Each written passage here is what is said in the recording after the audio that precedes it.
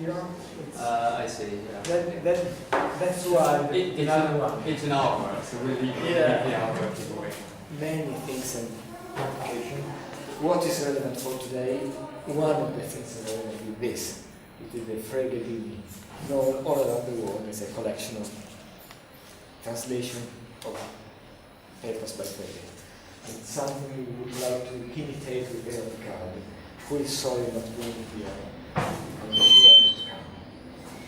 And Mark Textor was the editor of the Journal of the History of Analytic Philosophy, with a more recent journal than traditional British journal.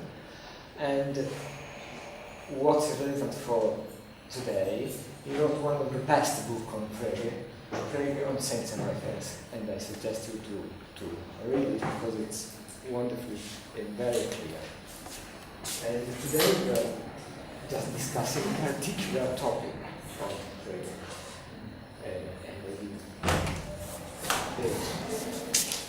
Okay. Please, thank you for coming. Thanks for the introduction and thanks for having me. So, Carlo said you have all some background in Frege. Frege, inside the reference, is not entirely unknown to you. So I will use that to work my way into the topic. So I guess when one sums up or one learns on the first 2 pages of the reference, sometimes people do it like this. I like to do it like this. So look what we have, what we learn, something like this. We have the word Hesperus, and it expresses a sense. The main part of the sense is the mode of presentation. The mode of presentation determines an object, in this case a planet. Doesn't look like a planet, but it's supposed to be one.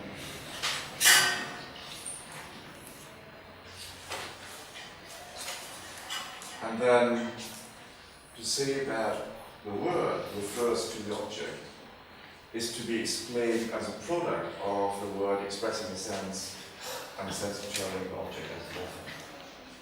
So the relation of reference is a product of expression and determination. Looks good, but when one goes to phrase further right, one sees that this is kind of idealization. Because if you're very lucky, a word expresses a sentence. More often than not, words don't express any sentence. And the examples he gives, which are on the handout, is to start with that dog. What is the sense expressed by that? Frege says, you can't look at the words, or say that dog is shaggy, the whole sentence, the wording, and grasp the thought. You can't do it. Have a look at the 2 quotes on the handout. The mere wording as it can be written down is not a complete expression of the thought. You get the idea that something expressed, but it's not a thought. The knowledge of certain circumstances accompanying the utterance, which I use as means of expressing the thought, is needed for us to grasp the thought correctly. Pointing the finger, hand gestures, glances, maybe not very true. So, if you're lucky, a type word, something which has a spelling, expressing the thought as a reference. But more often than not, or for particular kinds of words like demonstrative, complex demonstrative, this seems not to be the case. So you can stare very hard at that dog is shaggy, that what we can write down, and you would have no clue what is supposed the message, what is the thought expressed. So, for example, you need to add something to that. And you get a kind of initial sense what you need to add is plant things. which are understood, I guess, as actions people do. Yeah? People intentionally glance at something. And if you take that into account and add it to that dog, the words that you can write down, then you get something like a complete thought. Now, Frege, I mean, there's an idea here, yeah? But there's no, Frege doesn't give you an argument for that. Frege makes a handful of remarks about this, in which he just throws this out. And this idea might be pulled into different directions. You know, if you look at the second clue I gave you, where it says it's not the concept word alone, so the concept word would be something like dog or dog. But the whole consisting of the concept word together with the demonstrative pronoun and accompanying circumstances, which has to be understood as a proper name. So it's not that dog, which the expression I wrote down here, but it's that dog plus other things which are going on when you utter it with a specific dog in mind. But which are these other things? Yeah? Is it, as some people think, pointing, or is it the dog? Or what are the things which you need to somehow appreciate to grasp a complete thought? And you won't get an answer to that just by staring very hard at Frege's papers. He doesn't say very much about it. There's something like 5, 6, 7 sentences about it, but they have generated a lot of attention. So what I want to do is I want to look at arguments which have been given for the view that that dog plus X plus something else plus something non-verbal expresses a thought and has a reference. So let's look at one argument which I find helpful and then try to work our way from there.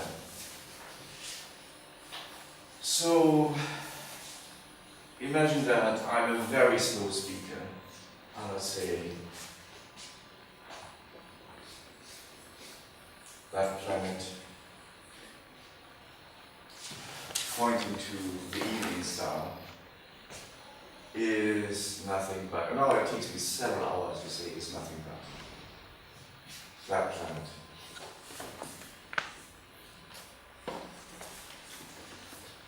That can be informative. You can learn something interesting from that. Yeah? But how would you explain that informativity? How would you explain that you, if I'm a really slow speaker, can't take this for granted, can't simply assume it without any more reason? So it's not an instance of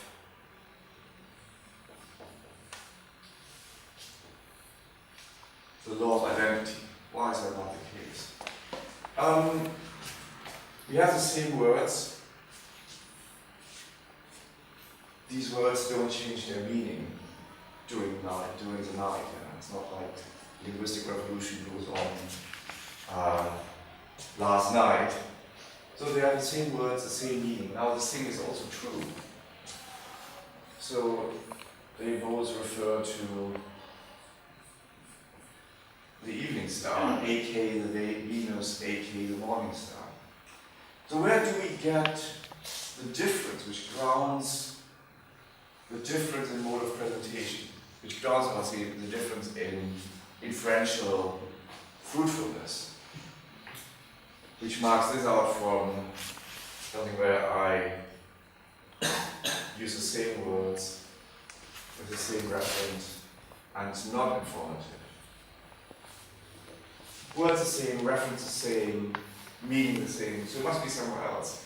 Well, I mean, you could say, quite plausibly, the difference is a difference in the way the speaker made Venus, the object he's talking about, made Venus salient. And you would add something like, here's one pointing gesture, or one demonstration, one action. And here's another action which I'm making in the morning star. Okay, now we need to think about what are demonstrations. How do they work? how are they distinct? And one initial way to think about them is that they are the sign of actions which you can make in order to get people to think of something in a particular way. A demonstration is something you can understand or not understand. Like other communicative actions, they're governed by conventions. Yeah? So if I do, I've heard that, I'm not sure it's true, if I do something like that in Italy, I'm getting into trouble. If I do it in the Netherlands, I get a ride to the next town. So it seems like these things, whatever they are, these demonstrations, have something like conventional meaning, and they can express like verbal signs more than presentations. And here's my story for this case. So we add demonstration 1 to this, demonstration 2 to this, and this, only together with these demonstrations, we have something we express as a complete thought. And in this case, we have demonstrations at least of the same type. That makes this non-informative. This is a story you will find in Kaplan, Luigi, and Revisers, which is, I think, defensible. But now the big problem is, Frege says something like, look, if you look at I, now, and here, these are also words which not on their own express sense. Can you think, I mean, that's good for this, but I, now, here, intuitively are not associated with something like demonstrations. And if you wanted to run the same argument, we would need to find something like informative instances of sentences which contain indexicals, especially like I, now, and here, and explain and say, look, they contain the same indexical twice over. That is true, because it refers to the same object. And linguistic meaning is the same, so we need to appeal to something else to explain the difference in informativity. And if you look at the handout,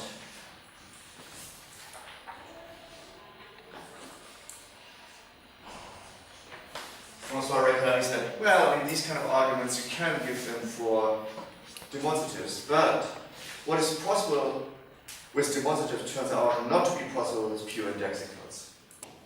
So these are somehow the circumstances, and it makes sense now to say, as Frege says in the first quote, used as means of expressing the thought. Yeah? I let you hear my voice undisguised, to get you to think of me. I let you see me talking. That's my means of getting you to think the right thought. And these things, these uses or circumstances by the speaker, they enter the expression of the thought. Okay, I tried something for now, couldn't come up with anything. Mike has better examples. I wonder if he has something for now. I have an example for here, but since time is going on, I mean, you get the main idea. So, that's sort of say filling in something about how this view would apply to indexicals and not just to demonstratives. And that has, in my view, has been a gap in the development of Frege's ideas. There was nothing, Frege never thought about, really sat down and said, oh, I need to give you an argument for this. I need to see how this hangs together. Just observations about natural language. I mean, natural language is anyway kind of mixed up, contingent, rumble-jumble. You don't even think that much about it. So this is an argument which helps to preserve the idea of Frege's, of people like the names. Okay, it helps you also to reject a different construal, a different direction in which people have tried to pull Frege's ideas. So if you go to page 2 of the handout, small crypty and before him, Wolfgang Kühne wrote papers about the same topic. And I pick a bit on Kripke because he has a very vivid way to think about it. He says, well, if you have, so what is the thing which completes the type word I, the English first person pronoun, to a complete expression of the thought? What is this extra factor? Well, it's you. Or in this case, if I say it, it's me. So the complete expression of the thought is this. And he says, I didn't know whether you ever realized that, but people, times, and so on are unrecognized pieces of language. So all of you are a word. Not a word, but a piece of language. I didn't know that, but here we find it out. And we see, and that's something he says, that's the way to construe this phrase idea of hybrid proper names. So I think that's wrong. And you can already see why this is wrong if you go to the first example. So think again of me coming through the departure gates, talking, and then switching from relying on my voice quality to relying on manifestly, obviously, letting people see my addressing them. So I would say what we have is I plus use of voice. This is the unrecognized U piece of language, if you want. Concatenated with this, and I concatenated with use of appearance. Difference. Okay, these you have really two different signs in a broad sense, flanking the identity sign and the express different symbols. It's all what Frege wanted to say about this. Now, if you're a Kripke, you have to say, I mean, who's coming through the departure gates? Me. Who's standing there at the departure gates? Me. It's always the same thing. It's I plus me as an unrecognized piece of language, and I concatenated in some way as, again, me as an unrecognized piece of language. That should be of the form A is A, and therefore uninformative. So Kripke's way of thinking about what needs to be added to type words, namely in the case of I, the speaker, in the case of now, the time, in the case of here, the place, always leads to, in this, it's not plausible. Yeah? It doesn't track, what you want is, you want difference between these hybrid properties to track differences in cognitive value. And that's not the case for Frege's proposal. So it fails. And moreover, it makes this rather uninteresting. Yeah, what Kripke and other things could do is you just read the idea that the reference is determined relative to certain context parameters into Frege. And say, look, we take these context parameters like speaker, time, location, to be part of the thought expression. Why should one do that, and why should that be not just be a notational variable people anyway think? So that gives you, it makes it rather uninteresting to think about this. You might also have the case where you have different words.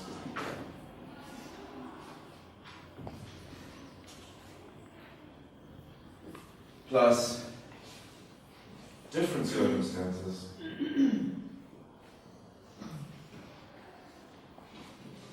Get the same thought. Frege gives examples where he wants to say that it's in this logic of 1897 that I am called and Textor is called express the same thought. given what I've said so far about completion by use of circumstance, you can see how you might think about that. So imagine, switch to a different example, not cold, let's use this wounded example. So here's Dr. Lau. You come across a man lying in the dust, desperately. You can see he's wounded. And he addresses you, he looks at you and says, I'm wounded. So, what is the thought expressed here? I think a good way to think about this is, again, in terms of what does the speaker rely on in addressing you that way. So one thing he relies on is that you know the meaning of I'm wounded. Yeah? I'm wounded is true in English if, or I think better is to do it in terms of utterance. An utterance of I'm wounded is true if, okay, given that we have some speaker as that speaker is wounded. And now, if you phrase that, that's sort of what you bring from your linguistic competence to the situation, a knowledge about conditions under which utterances are true. But in order to apply this knowledge, you need to know which speaker. You need to be able to identify the speaker. And that's where all the stuff about circumstances get any purchase there, the use of circumstances. That guy looks to you, begging you for help. I'm wounded. He addresses you, he projects his voice, and so on and so forth. So he trusts that he doesn't need any circumstances to grasp his thought about himself. So it's kind of a situation from his perspective, it's a null situation.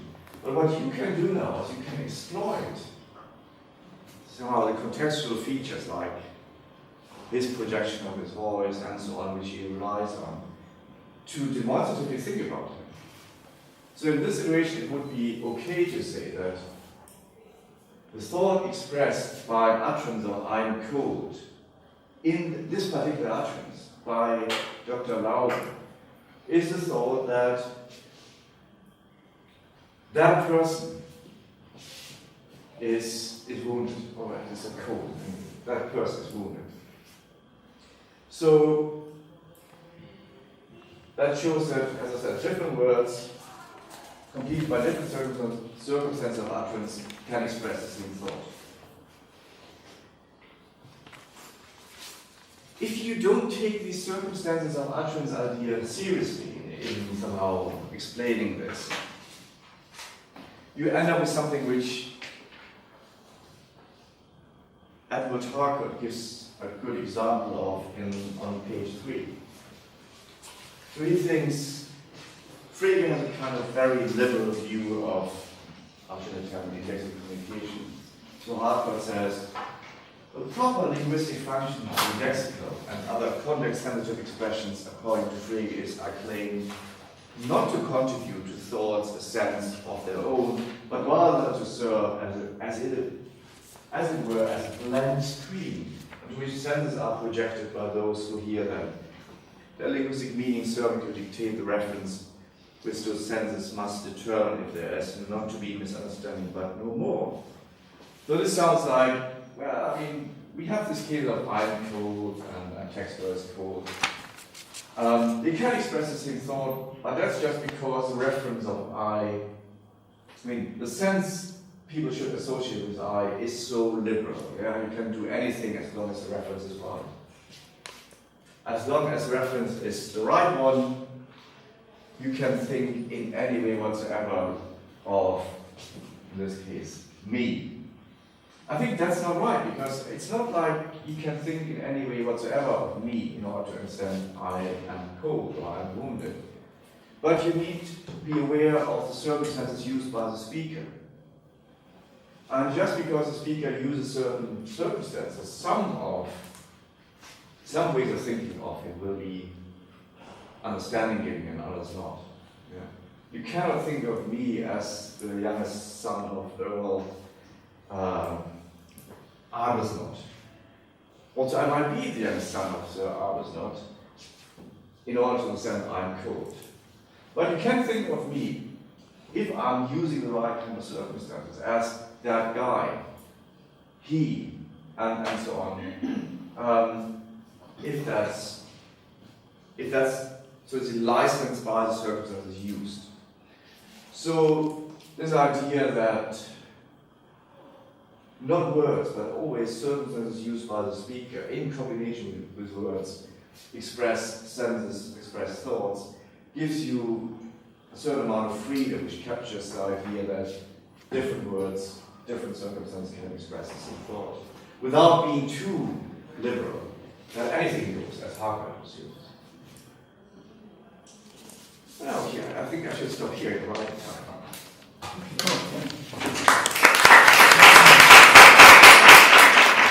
It's coming out in mind very shortly. So Yeah, next.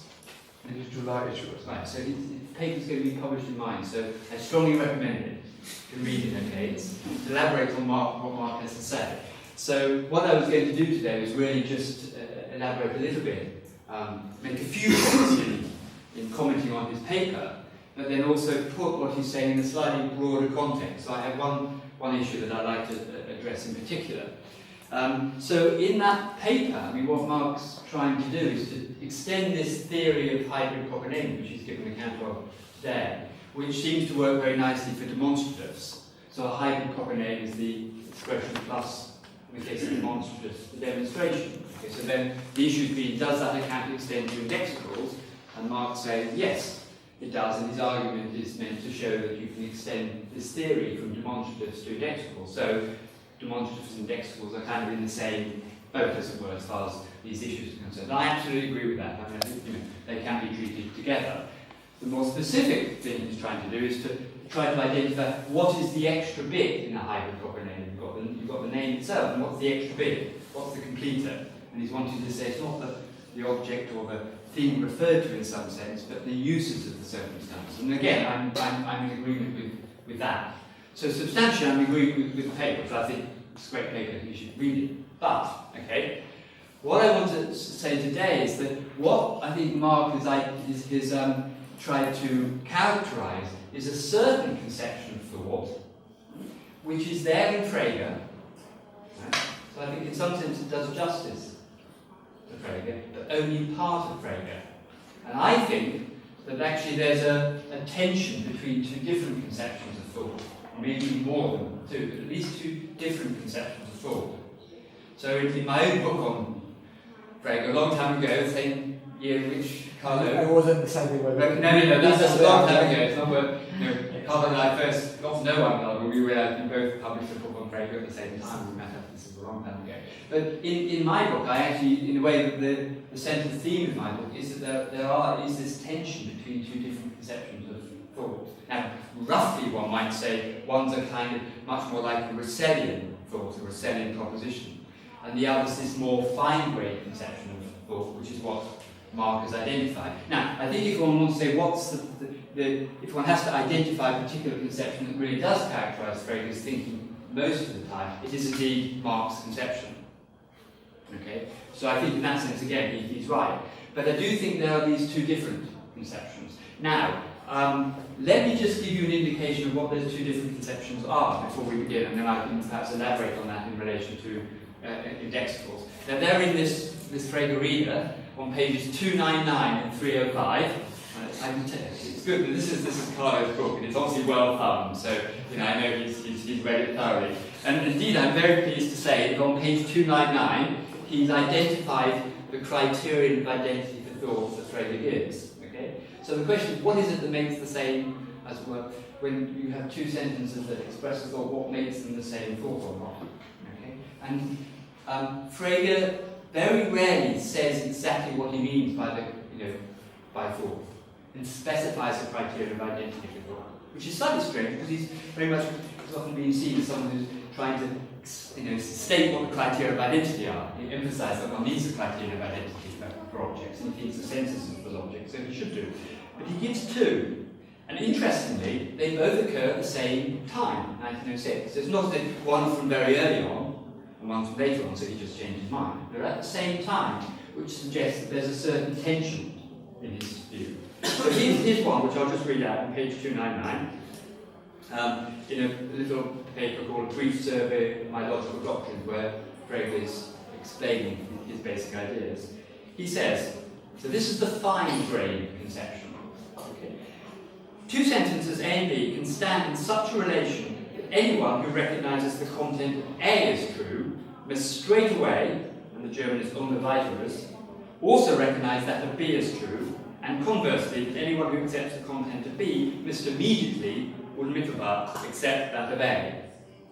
Okay, so the idea is you have two to the left. Now let me just kind of write it up in schematic form. So I've got 2 pairs of glasses, one for reading. I've got 5 pairs of glasses for different jobs. So here's a good example of an identity statement that's false. My glasses are not my glasses. So I have to change glasses to write up just schematically here. So you're concerned with what here we have a sentence. Let's say P and Q. Sentence P and Q. The question, do they, whatever that relation is, express the same thought on it? The sense of P, the thought expressed by P. So for Frege, you sort of know the sense of a sentence is the thought it expresses. So the question is, what is the sense of Q? So what is it for two propositions, two sentences to express the same thought, the same sense? So what is the relationship of equivalence here? Okay? So what Frege is trying to do is to specify a relevant notion of equivalence. In this particular case, he calls it equivalence. So the idea is, if you grasp the content of that, and you know that if this is true, that must be true, and vice versa, then they have the same sense. Okay, so that's the one criterion. The other one, which he writes in a letter in explaining his ideas to Husserl, and I suppose one might say there's a slightly different context. He's trying to justify his own camp. This is page 305, and Carlo, you ought to make a note of this one as well. He doesn't actually put a pencil mark by the side of that one, but I know Carlo knows this one as well. So here, Frege says, now it seems to me that the only possible means of deciding whether proposition A expresses the same thought as proposition B is the following. And here I assume, well, there's a qualification.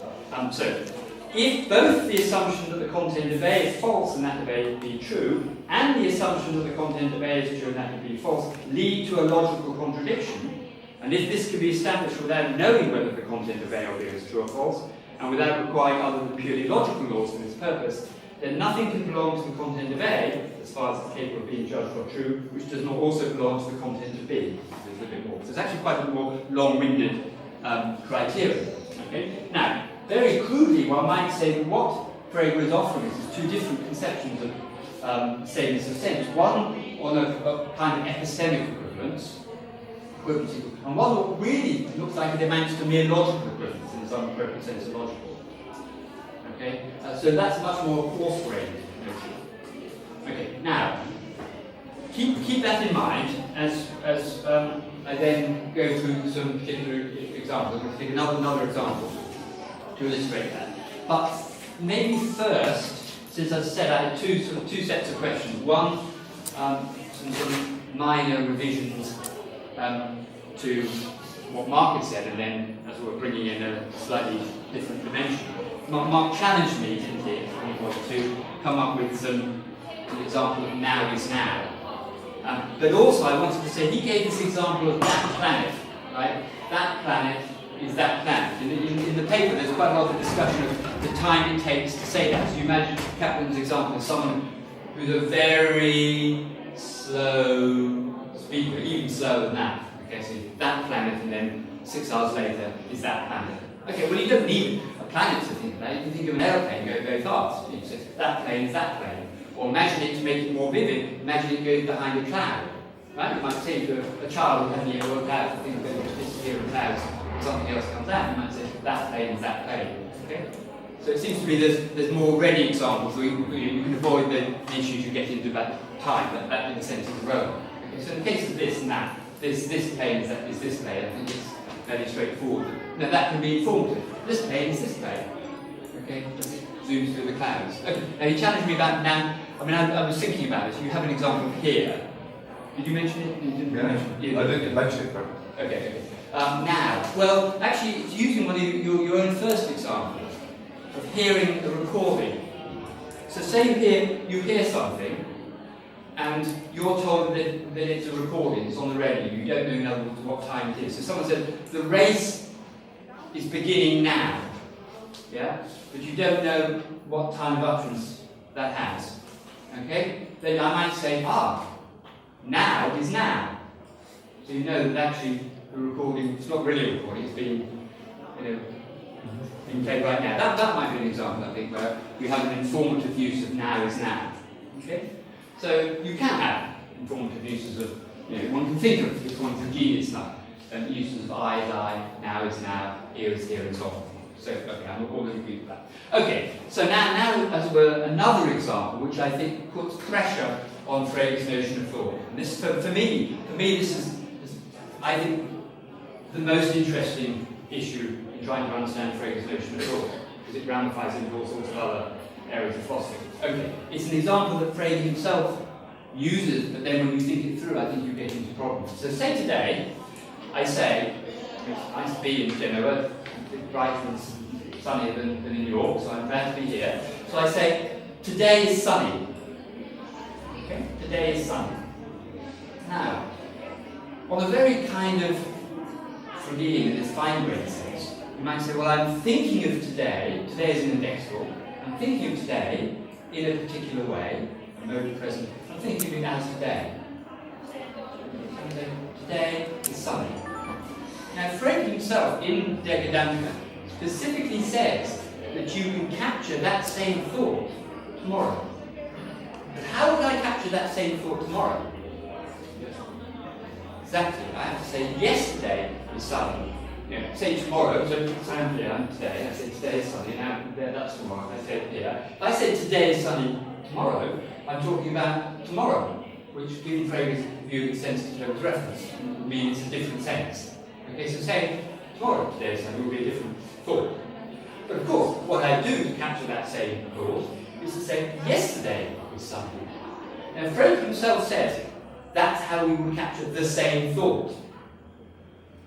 Okay? Now, so is thinking of yesterday being sunny actually thinking of it in the same way as thinking today that today is sunny? It depends how fine-grained your mode of presentation is. Thinking of today as today is arguably different from thinking of today tomorrow as yesterday. Okay? But anyway, Frege says I can capture the same thought when I say today is sunny. Tomorrow I say yesterday was sunny. Let's accept that. Okay? Well, here's the problem, and it's the problem that John Perry first identified. He called the problem of the essential indexical, which we can run in the case of this example. So I say today is sunny, but I don't know that today is the 14th of April 2015. Okay, so I can hold the thought. This is the first criterion. I can hold the thought. I can hold this true. Thought, oh yeah, today is sunny, but I have no idea what day of the week is. So I think, I might think it's the 12th of April or something. Okay? So I can think today is sunny is true, but the 14th of April 2015 is false. That's coherent. That's just the kind of example Frege is always using to motivate the distinction of senses, right? So we would say the thought expressed by today is sunny, said today is different from the thought expressed by it's sunny on April 14th, 2015. That seems fine. Right, now here's the problem. So now we've got today, then we've got tomorrow. What about the next day? How would I express the same thought? Well, the day before yesterday. Yeah? Okay, well I should have started here really. Okay, today, what's today? Today is Tuesday. Yeah. Wednesday, Thursday, the day before yesterday, the day before. Yesterday, etc. Well, I can't keep on saying the day before, the day before, the day before, the day before, the day before, right? What happens next Tuesday? I'll say last Tuesday, like the sun. Now, does that express the same thought? It just seems to be a very small step to say, yeah, it's the same thought. I need to use the day of the week. Well, now think of trying to capture that thought through time all the way to next year, or in 100 years' time. How are you going to capture it? Seems at some point you're going to say, we use the day dates. Tuesday, 14th of April, 2015 is sunny. Or it's sunny on that day. Yeah? So now we've got our, this is the problem. Like it seems if Frege is right that you can capture the same thought day after day after day, unless you're going to say, well, day before, the day before, the day before, the day before, and that's something I'm just not going to be able to work out. I really have to work it out. Okay? It seems you first of all help yourself to the idea of a day, Tuesday, Wednesday, then the idea of a month, and then the idea of the year, and then you're back in the problem. Okay? So that seems to me a problem that Frege has. Okay? I mean, one could run the problem in slightly different ways. So here's another example I thought of, not quite Frege's. So, which actually puts pressure on a different principle in Frege, sometimes called the transparency principle. You think if you grasp two thoughts, you must know whether they're the same or not, which has often been said to apply to Frege's conception of thoughts. Okay? And it was captured in this criteria as well. So imagine saying, it's sunny now. Now is sunny. At time t1. Let's have 3 times which I say now is sunny.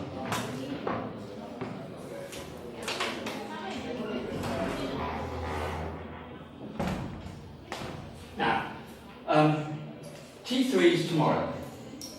T1 is today. Okay?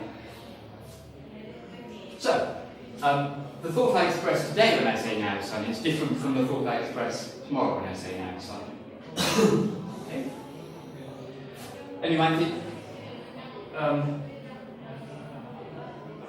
maybe I should say today. Today's sunny is the same thing. I should use today, I think. Let's stick it to today. Keep the same example. Yes. Okay. So it's clear that that said tomorrow is going to be express a different thought than that said today.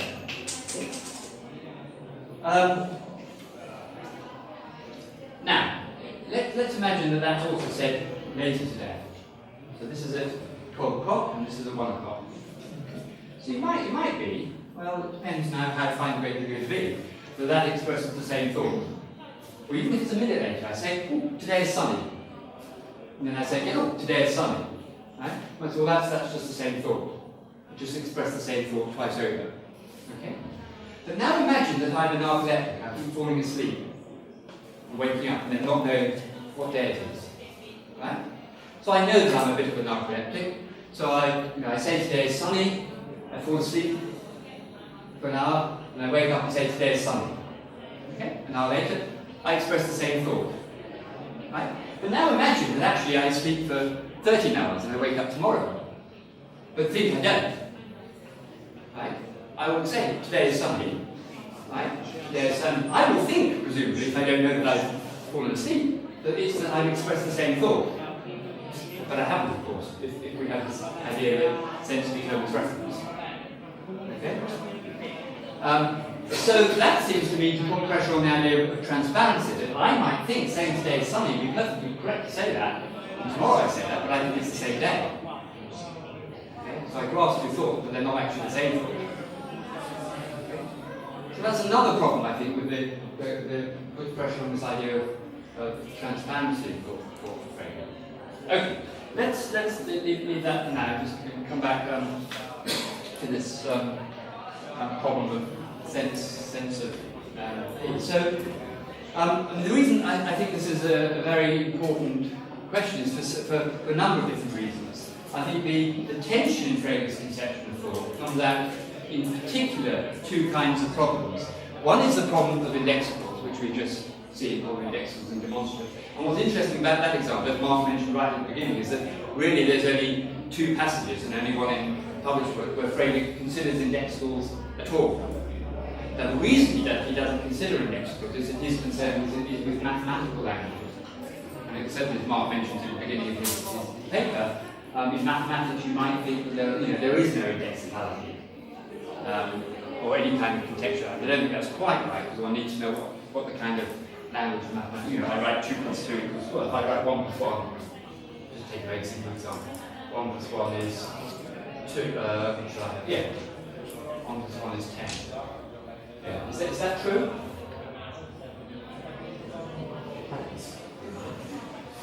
Yeah, we're in a binary system. Yeah, it's true. Okay, so we kind of, in a sense, there's a sort of implicit contextualization to the language which we're working on. I think that the reason it's an issue, I think it also applies if we're translating arithmetic into set theories and the different set theories. Anyway, there's a, I think it's not as straightforward as Craig seems to think. But the idea is that in a mathematical language, there is no indexicality. I just write down a mathematical sentence which will just is true independent of the time effects, and maybe that's true. Anyway,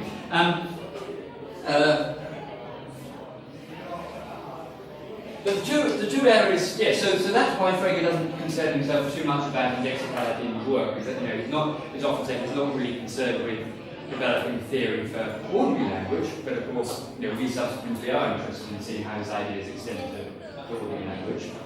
He's concerned with mathematical logical language. But where the issue does arise is with his discussion of the status of the so-called Hume's principle and axiom 5. And I don't know if how many people know about the debate about Hume's principle and axiom 5. Maybe I should, we've got time here, can I briefly mention it? Yeah.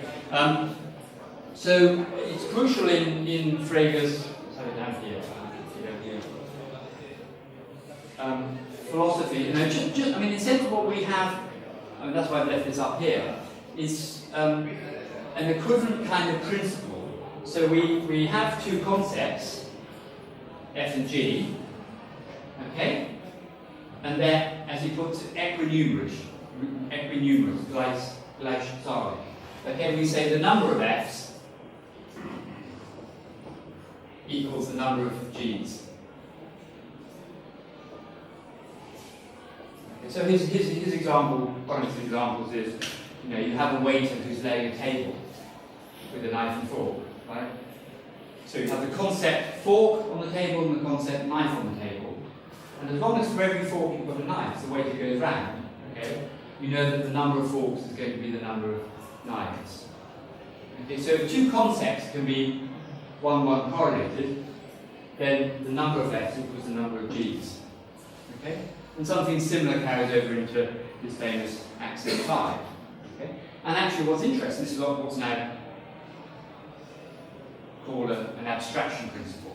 And actually what we have here is also a kind of abstraction principle. We're abstracting out the concept of sense from a relevant equivalence relationship defined over sentences, etc.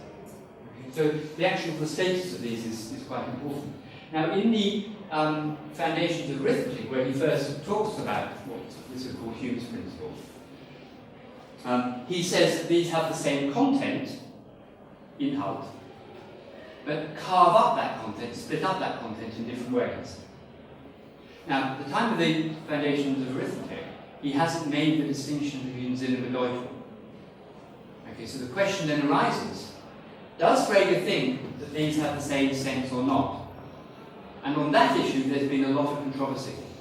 Some things, because this is a fundamental principle in his logicism, they've got to capture sameness of sense. Okay?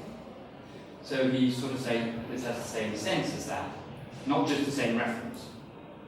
Okay? But that doesn't look plausible, and on a fine-grained conception, the one that Mark was trying to identify, looks like we're thinking of this situation, whatever it is that we're concerned with, in terms of concepts being equinumerous, one correlated. In that case, we're thinking of them as an identity statement between top names. So this reveals and also a very fundamental principle that Frege has, that the same thought can be expressed in radically different ways. And he says in a very, very famous footnote in Concept and Object, okay, logic would be crippled if all transformation of an expression was forbidden. Now, what does he mean by that? Well, when we do logic, we are always transforming expressions. So how do you formalize all humans are mortal? X is a human, then X is mortal. We're transforming the expression, and it's an assumption of the whole process of formalization that we're capturing the same sense. But we've got two sentences here that have radically different forms. Okay? Since this is sort of understood as a logical principle, the same idea might apply here. These must have the same sense. We're simply transforming this sentence into that sentence for some particular purposes. Okay.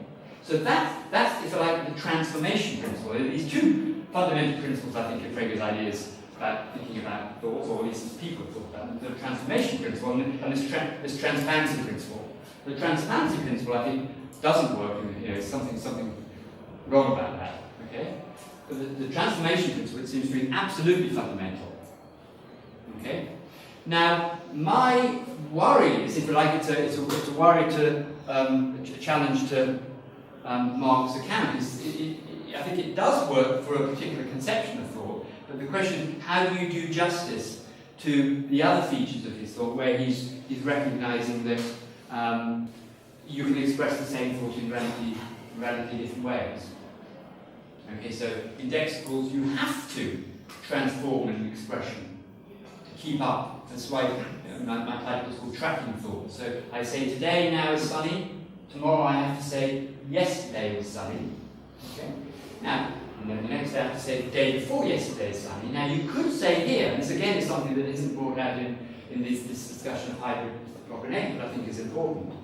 You could say that you only understand what today means if you can also use corresponding indexicals, say yesterday, tomorrow, and so on. Do you really understand what today is? If you aren't able to say tomorrow, today's Sunday, it might be slightly different from saying now. There was a little hint, I think, at one point in Mark's paper, I can't remember where it was, where he talks about, if I say I am here now, So I say, I'm going to say something true to you. At least, philosophers don't always say things true, so I'm going to say something true. No one could argue with it. So I say, I am here now.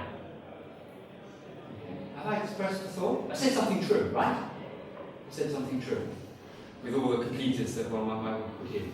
But have I expressed a thought?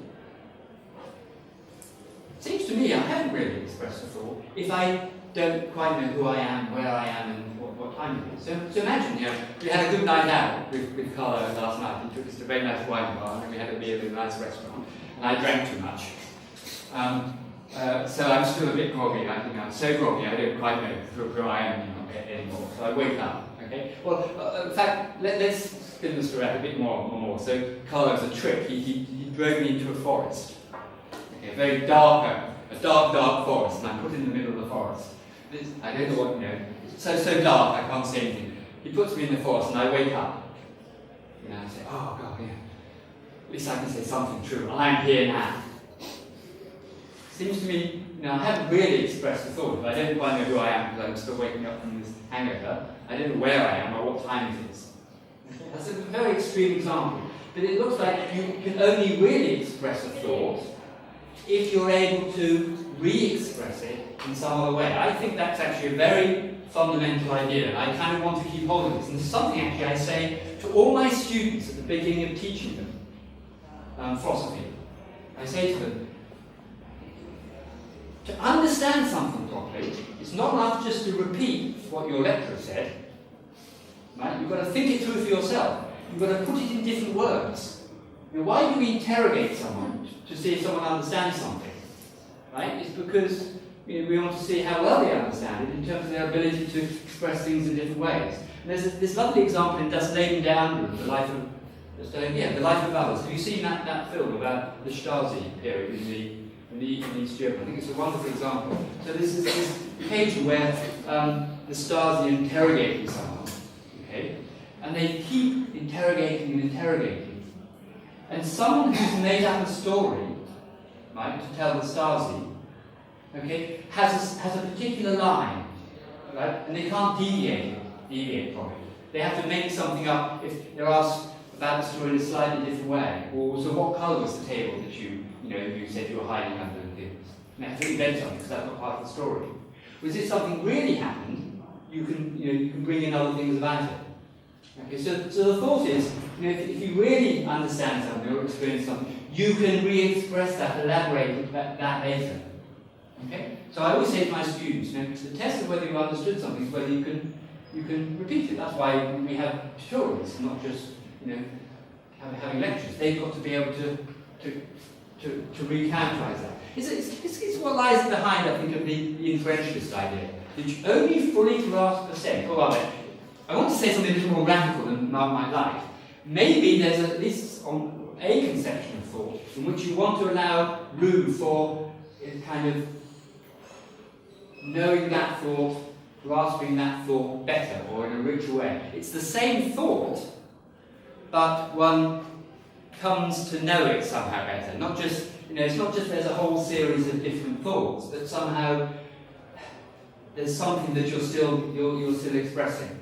And that seems to come out quite well in the case of Indexicals. So as I say, do I really know what I mean by what thought I'm expressing when I say today is sunny, if I'm not able tomorrow to say today is sunny?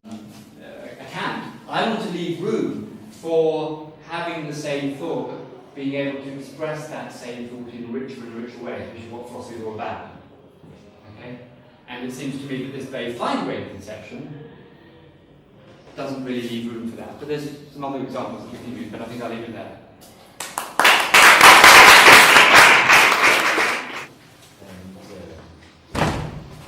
Just time for you. A sentence might be for both the speaker and the hearer. And we can imagine of cases of informative science, of utterances of sentences with demonstratives for both the speaker and the hearer. But the example you gave seems to me is informative only for the hearer. The example about I and I. And I wonder whether that might make any difference or any comment for your claim that you can treat demonstrative the same way, pure text the same way. And the second question is about your argument against critical view. And your argument is that if we apply critical view to the case of I and I, we cannot explain the informativeness of such sentence. But it seems to me that your argument relies on the idea that an identity statement where both two sides of the identity predicate, where in two sides of we have the same name, then the statement, the sentence of the utterance of the sentence cannot be informative. Right? Yes and no.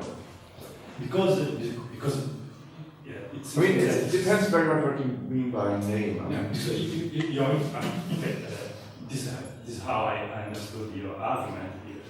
You say, okay, if we apply critical view, then we have a sentence like I plus me equals I plus me.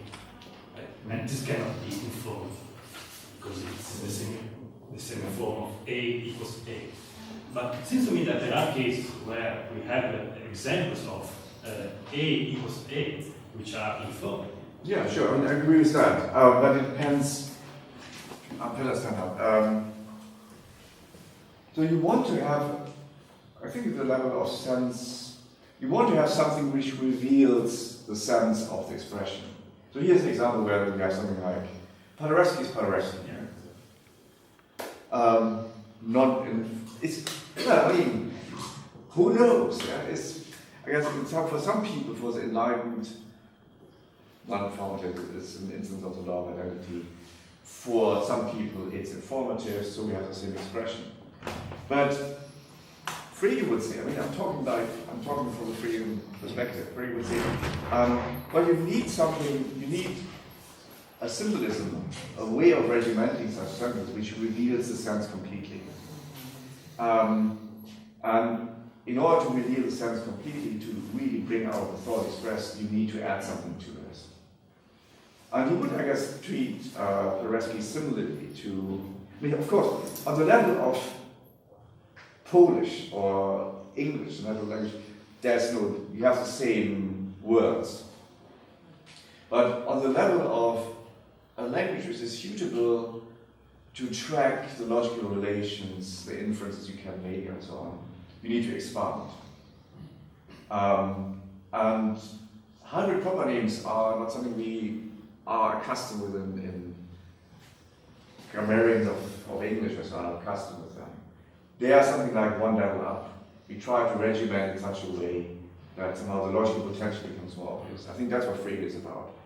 And as a proposal for that, cryptic is no good. So if you think, what is the thing which completely expresses a thought?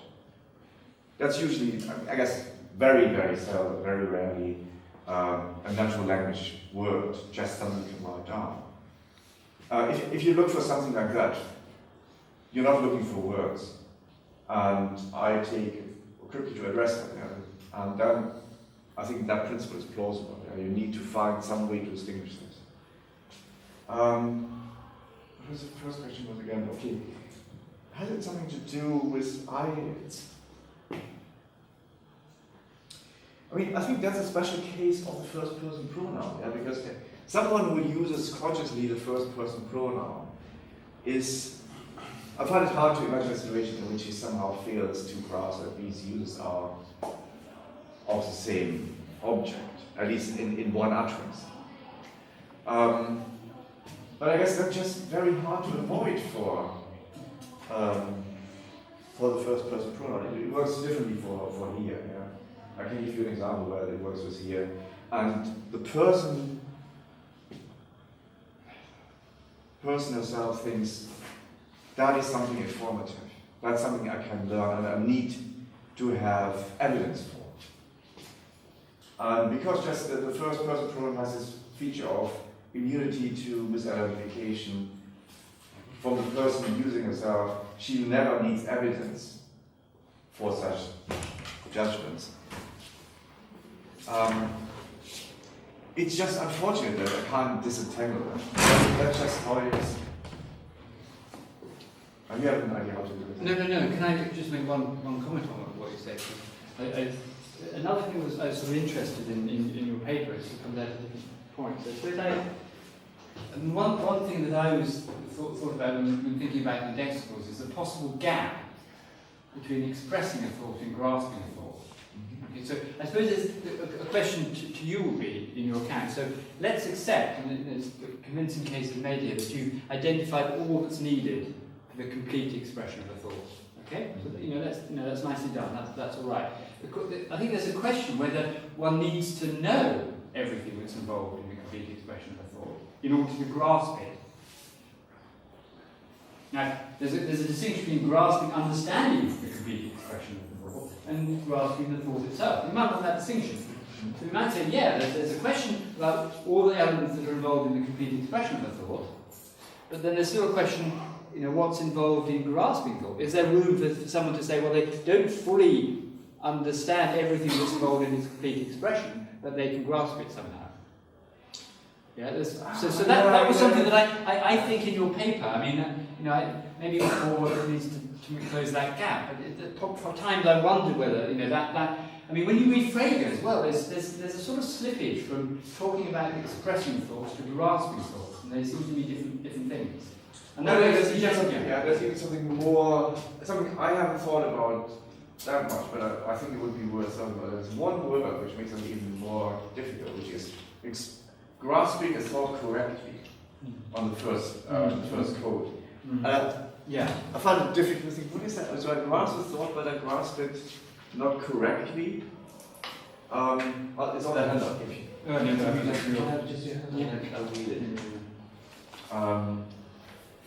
It's not saying so.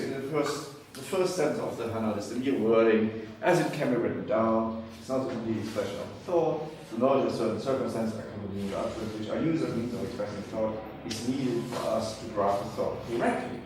It's not grasping. There's something like correct and incorrect grasping. He never says that again.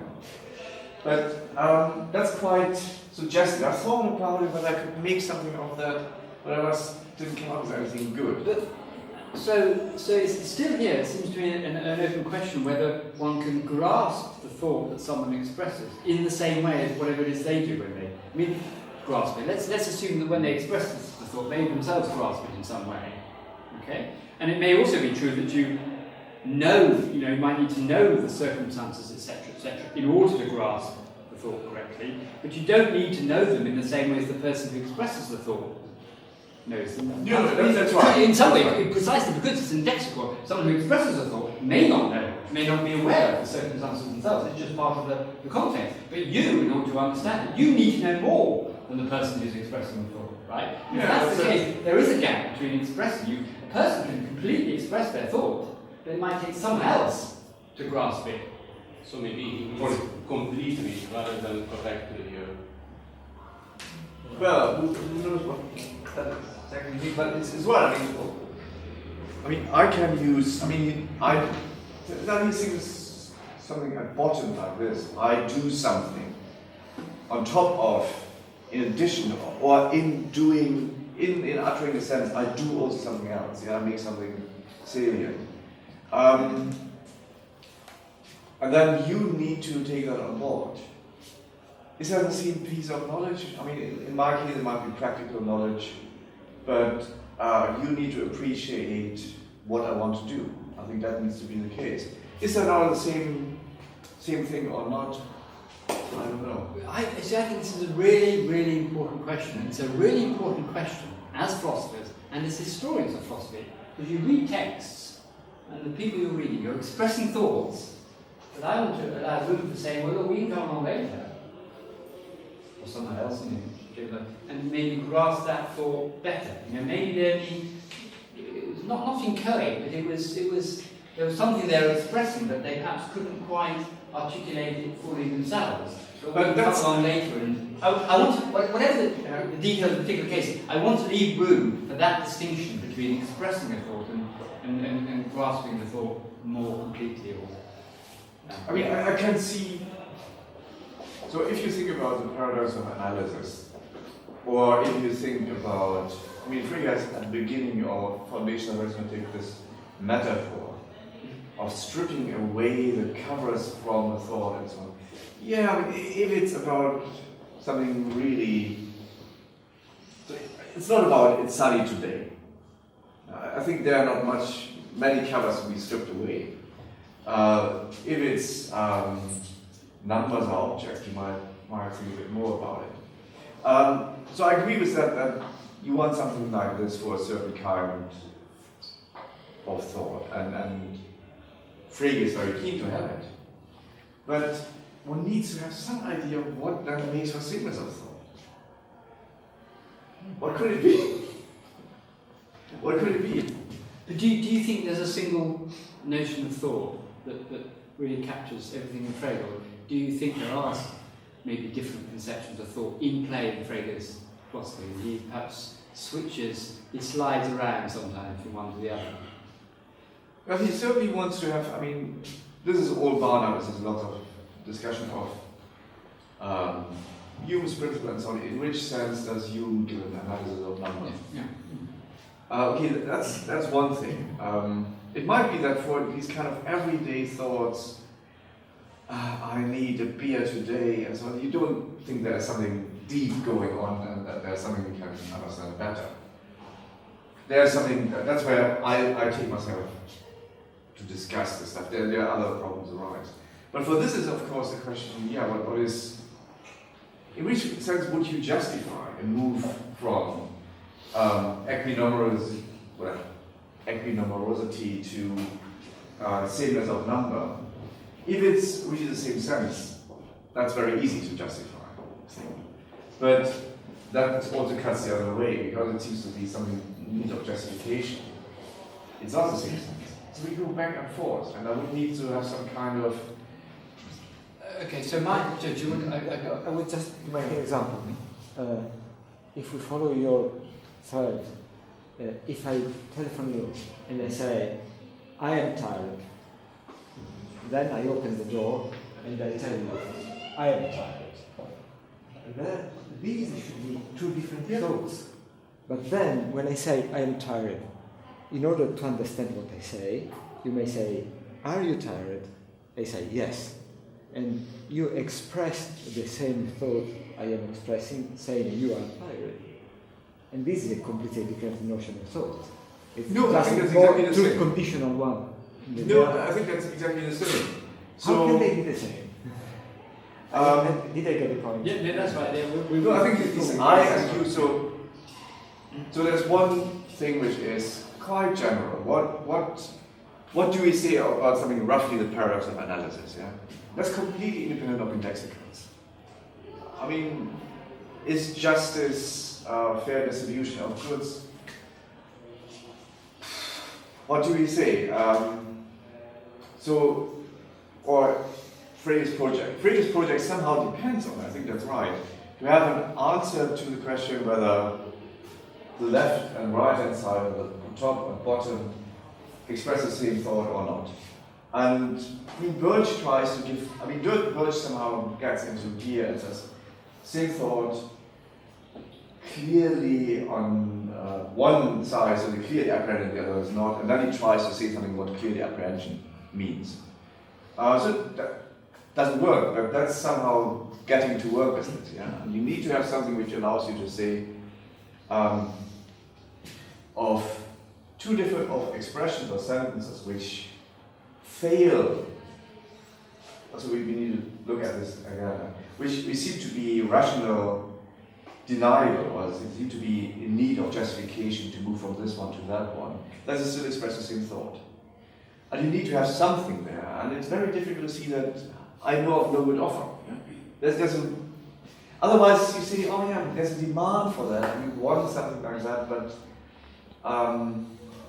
you need to give me a kind of grip on what could it be. I mean, it seems to me it's only a problem if you think there has to be a single conception of thought that, as it were, captures everything Frege wanted to say. Yeah, maybe there's slight differences between indexicals and these kinds of cases, but then maybe that shows we need two different conceptions of thought. Do you think one that's appropriate to senses, to indexicals, one that's appropriate to this kind of case? Let me put this another way. So if you look at the sense identity criterion at Pollens, what he says is this holds given that the contents of A and B are apprehended without any difficulty.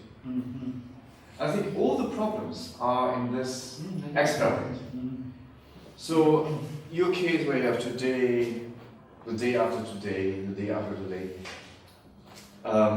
if you somehow were able to hold these two thoughts together, it's not like apprehending the content of today is the day after today after today. That's quite difficult to apprehend, because you need to exercise memory.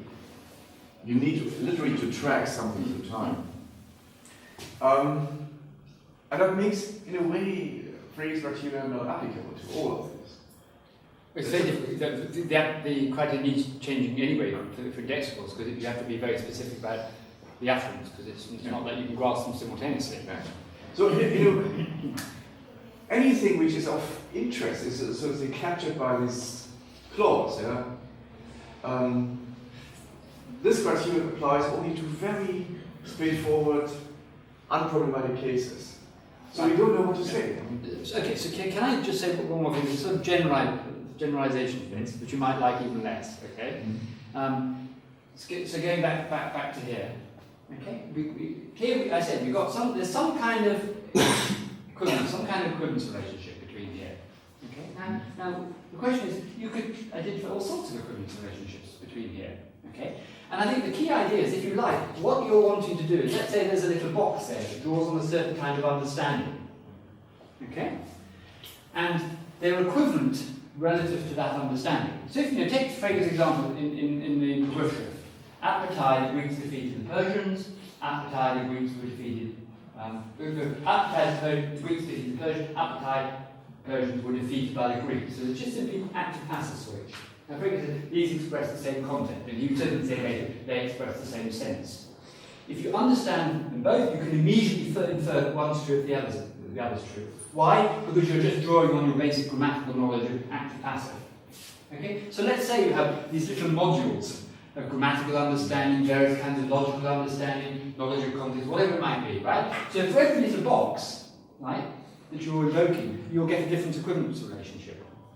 Okay? Now, if this is as it were, in a sense, this is an abstraction principle, right? Given an equivalence relationship, you can define a relevant notion of sense. So you get as many different notions of sense as there are coherent equivalence relationships that you can specify, each of which will be relative to some little box. Now, that makes sense of Frege's two criteria. The logical one is to say, well, purely exercising your logical abilities, can you go from P to Q and vice versa? If yes, they have the same logical sense, if not.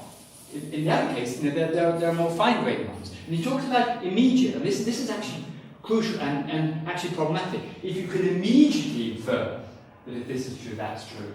I know what does immediately infer. Think back to the today is sunny. I say today is sunny, or yes, tomorrow I say yesterday is sunny. I can immediately infer that someone who says today is sunny will hold that saying tomorrow yesterday was sunny is true, right? That's fairly as immediate as you can get. But now you think, well, what about in right? There's a horizon paradox basically running here. As soon as you use the word immediately, right? And so there's another thought, not just immediately. So actually there are two criteria in the literature based on this. Some people say they don't use, forget the immediacy, if you can, as it were, merely by thinking, go from one to the other and vice versa, then they express the same sense. Right? And that's in between the two criteria. But even by thinking, just you have to go yes. Yeah, but, it's not. But the point is that there are there's lots of little boxes there, and so lots of little equivalence relationships, and so lots of different conceptions of sense. There's no single conception of sense. And why would you want to call all them? Of course, there are a lot of different equivalence relations. But one way to go is to say one of them is giving you sameness of sense, and the others give you something else. Well, but what? Yeah, fine. Okay, we can say that. But what are they giving us then? So we have Textor sense, which is your sense, and maybe we have Kripke sense and Kaplan sense. And, no, I think so. What do we want from sense? I think this is the I think Strawson pioneered that here the 50s, and then John Campbell came up with it again. If I go from FAGA to then X, X, and GX. Why don't I need further premises? Well, because I can hang trade on sameness of sense. In some cases, it's just stand this way for people to see okay. there. Okay. In some cases, I don't need a reason to assume that I'm making the inference pertaining to the same individual. Also, it's not like I think, oh, this and this are co-referential, and we have that as a kind of background condition. This is the background for transparency. There's a real oomph to it. Yeah? It's implicit in the Tractatus. Wittgenstein draws out this supposed transparency. Yeah, absolutely. But I'm not sure how. So I agree that kind of tangible. On the one hand, you have this sense needs to be the thing which makes sameness of reference obvious to people who grasp the sense. Yeah, it's the same sense. You grasp the sense, then you know if there's anything referred to at all, it's the same thing. That's something really important, and without that, logic can't get going.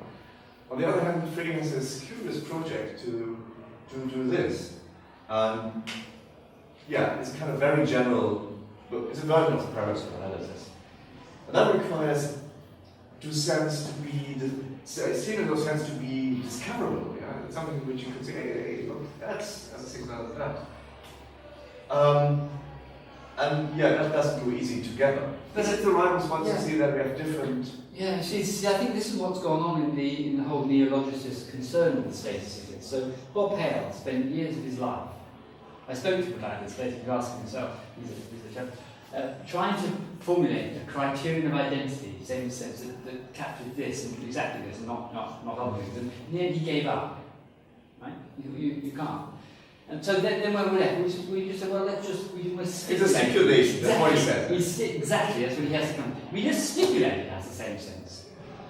Or we stipulate it's logical, and then if you like, by using some such principle here, you just actually stipulating the same system. That's fine. That's that's actually okay. You're stipulating. But then you think, well, then what's the status of the claim that the arithmetic really is logic? Well, Frege stipulated. Yeah, exactly. Frege, but that seems to me exactly what goes on with philosophical concepts. You broaden that. So you know, if you ask the question in Kant's time whether arithmetic is logical, and by logic you make Aristotelian, the answer is of course not. Right?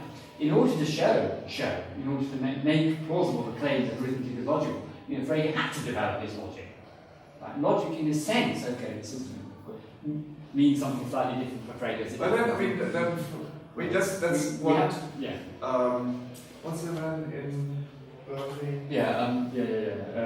Well, it's back to McFarlane. McFarlane. Yeah. Although, if that would be the right way, then just think about it. Frege would have not taken as a challenge at all. He would just have said, "Oh, we need to check out." Yeah, but what's interesting about what McFarlane does, and so McFarlane is someone who wants to can say, well, actually, so let's just step back a bit.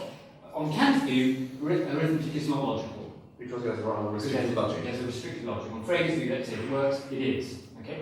So then you say, well, Kant and Frege are not speaking, they're not sharing the same thought. They're not speaking cross purpose, they just have different conceptions of logic.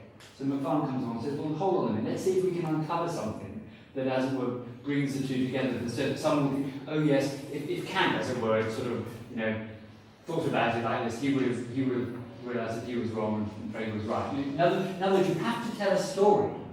Right? And that's exactly, for my kind of analysis, that's exactly what goes on in analysis. We tell a story that, as it were, brings together the relevant bits, you know, for the purpose of some fruitful theory. Okay? But you have to tell the story. Okay? You have to, you know, specify what the relevance equivalence relationship is, and then you can indeed say they have the same extent. So you're sort of stipulating. It comes out as a stipulation, right? But there's a lot of work that goes on before you get to that stipulation. And I mean, one of the really, really important passages in Frege, which I think you should really, really read, is the 1914 paper, Logic and Mathematics. That's where I think he tries as best he can to answer what is essentially a paradox analysis. There's this view that you don't grasp the sense clearly and kind of... Yeah, but the key bit is that he says the interesting work goes on at the pre-theoretical level. He thinks that, you know, this is where elucidations come in. I mean, he hasn't fully appreciated how important that is. But actually, when you look at his own work, most of his work is precisely that elucidation, that pre-theoretical work. Or he's, you know, so you know, on my account, on concept, on sense and reference, and function and concept are elucidatory works. They're not part of the logicisms, they're the pre-theoretical. They're to get the building blocks as he puts it in logic mathematics in place. And, you know, we could argue say new logicism, the same thing's going on. Because you might trying to put in slightly different building blocks in order for this to come out as having the drawing same sense. This means that abstraction principle should be a kind of stipulation. That was what Hobbes thinks. Yeah, but that's... Which is contrary to probably the phrase. So it's not there's either a stipulation or it captures exactly what we mean ordinarily, we can immediately see. You know, so, oh yeah, of course, oh wow, bang bang, they have the same sense. Or it's just stipulated, so we just have to take it. No, you've got to see what is the work doing? What is this work doing when you I mean, it's more that, I mean, like the example of, maybe this is an easy example to use, it's one Frege uses. The line A is parallel to line B, right? The direction of A, okay, is equivalent to the direction of B, which is identical to the direction of B. Okay? Well, what do we mean by direction? You know, you have Mark there, and me here, and we're going towards the church over there, so we're going in the same direction, but the lines aren't parallel. Okay? So it doesn't seem like this exactly captures our ordinary conception of direction, but of course that's to miss the point here. We're in a sense providing a more precise notion of equivalent, of direction, and perhaps also in the process providing a more precise notion of line. But all of it hangs together. So one thing that we're doing in analysis is actually forging conceptual connections or tightening our concepts in different ways to bring together in a particular network. And yes, some of those concepts will be used in slightly different ways in ordinary language, but that, that's irrelevant if we're bringing them together. So it is a stipulation, but it's not just like all arbitrary. I'm going to decide that you're going to be called David Cameron. It's just like, I just stipulate. Well, from now on, Carlo's going to be called David Cameron. I mean, that's a kind of completely arbitrary, stupid stipulation, right? The stipulation must have some particular purpose. Now, so from now on, we're going to call Carlo the boss. Okay, there might be a reason for that, so that we all, follow what he says and so on. Okay, so if it is a stipulation, if it's a decent stipulation, there must be some rationale for it. Yeah. Anyway.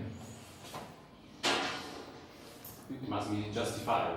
Yeah, and you have to be able to tell a story. And in a sense, it might also depend on future success. And stipulation, you can make a stipulation, and it turns out to be a useful thing to do because it's reshaped our concepts, and that in turn becomes fruitful in some way. And in a way, that's what Mark's doing in the paper. I mean, that's what philosophers are doing. He's actually gone way beyond Frege in his account of Indexicals. Frege doesn't use the word hyperpropylene. Is that wrong? Does that mean it's not a good account of Frege? Because Frege never uses the word hyperpropylene. Well, maybe. It's an analysis, right? It's a drawing out of features of Frege's thought that are very, very implicit. Did Frege grasp the concept of a hyperpropylene? In a sense, your whole paper is saying, he did, and here it is. But I don't know. Yeah? That kind of analysis looks like making hypotheses. No, I say it is a kind of conceptual enrichment, reconceptualizing. For me, a good analysis is one that invokes richer conceptual resources to recharacterize something. Yeah. Is that the right analysis? Well, Or is there just a successful, a useful, a fruitful, shedding you. I mean, I think right. I would want to resist that it's either right or wrong, or right for what purposes. There's different set theoretical reductions of the natural names. Which one is right? There might be different things but that achieve by that. That doesn't sit well with, I don't know how much you want to capture Frege, but Frege thinks there's one thing to do. Yeah. I find that intriguing. And I think one thing, almost as a sort of phenomenological remark about the practice of doing history, of philosophers, is that philosophers think they're somewhere tracking the truth. But actually what they're doing is just giving us richer conceptual tools to think about something. Certainly like classic example. Frege's taking the world to divide into functions and concepts. His use of function argument analysis was what made possible the development of quantification. Wow, powerful, wonderful. But Frege then says, oh no, there are these objects in the world, there's objects and there's functions, two different kinds of entities.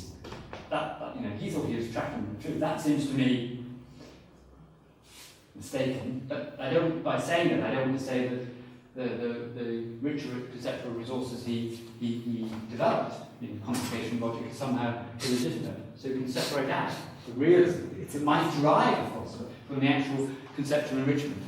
There are a few questions, maybe two, no more. Can I speak in Italian? Yes. Because I have some problem with pronunciation. And la mia domanda sarebbe riguardo al discorso del today's sunny e della concezione che permette di dire il giorno dopo yesterday is sunny. Questa è un'abilità, in un certo senso, una capacità sempre attiva anche durante i pensieri che non la chiamano direttamente in causa, oppure soltanto quando pensiamo qualcosa di strettamente relativo a un fattore temporale la chiamiamo in causa? Cioè fa parte del nostro vivere cognitivo costante, oppure no?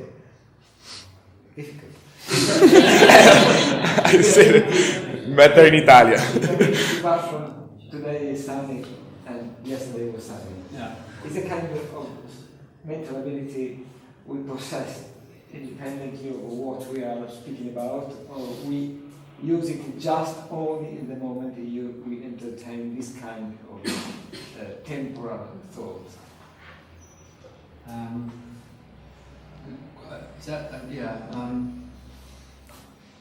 I'm not sure I quite.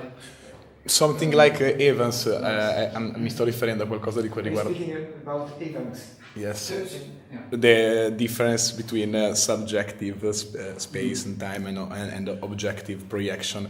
The subjective conception, I understand that is always present in Evans, also in all type of thought of. So is this the question that we were thinking we might want to bring out as well from our discussion? Something that Mark says in the paper.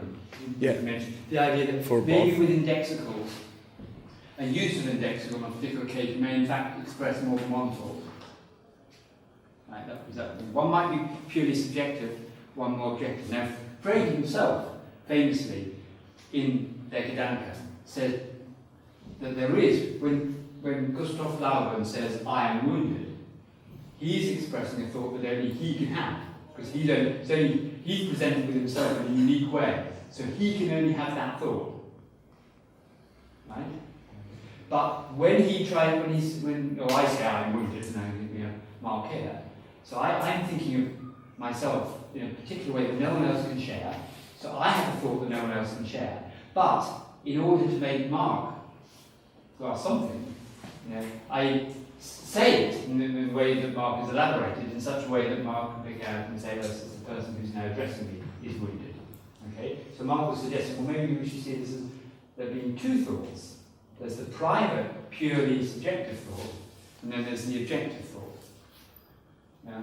And now, that's problematic for Frege. Gareth Edmonds was very concerned about this, because it looked like for Frege, thoughts had to be, were essentially communicable, objective.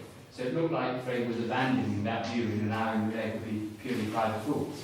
The same, it's not just a problem about I, actually, going back to my example, it's a big problem about now. If you think of now, if I say now is sunny, there's a very particular way of thinking about now. Right? That in a few seconds later I can't pick out. Then whenever I say now is sunny, I've expressed the thought that I can never capture again at any later point.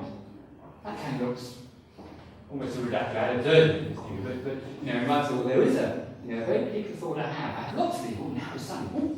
Next minute later, now is sunny. So on. And I can never express that. Okay? And Frege doesn't want to go down that line. You want to say, well, you could say then is sunny, and that's the same thought. So I think that is a bit of Mark to add something there. The question of whether maybe the only solution is to say you express something, but there's different thoughts being expressed. You can express more than one thought, such that someone else can grasp one of them but not the other. But that's, I think, a qualification. Well, you could also, I'm not sure whether there's at least that's something like an option there. I can think the thought I'm expressing as I'm cold, without using any circumstance. But no one else can do that. And that's a big difference. So in order to grasp and re-express the thought I can express without exploiting any circumstance, you need to exploit some circumstance. Namely, whatever I did in my utterance of that thought to get other people to think of me in the right way. But it's a new knowledge, or is it something that we have hidden also in other type of thought? When we say today, in the now case, so that would speak in favor of thinking there's one thought, but the circumstances. Sometimes if I think now it's cold, it's not really that I'm relying. I myself thinking that I don't rely on anything. I just can think that. And it will be about the right time. But in order for you to grasp the thought.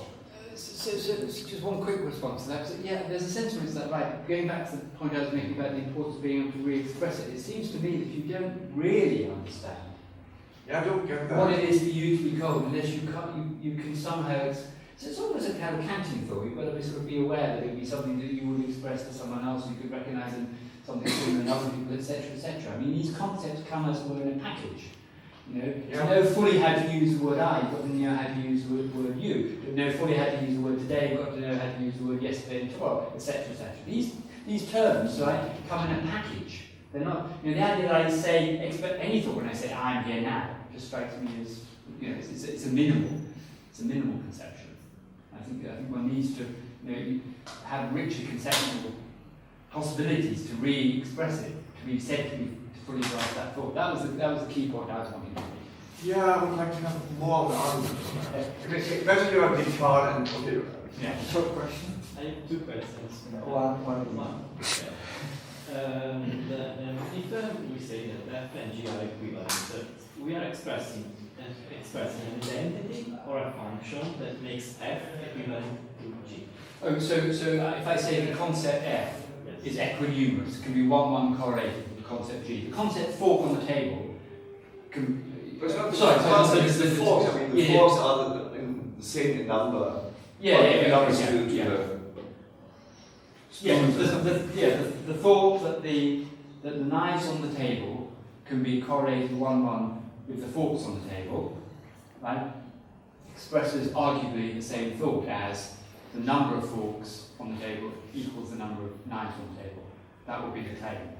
I was thinking it in a mathematical way, because I think 4 is equal to 4 is different to say that 2 in base 2 is equal to 10, because I use a function, an injective function, to translate the 2 into 10.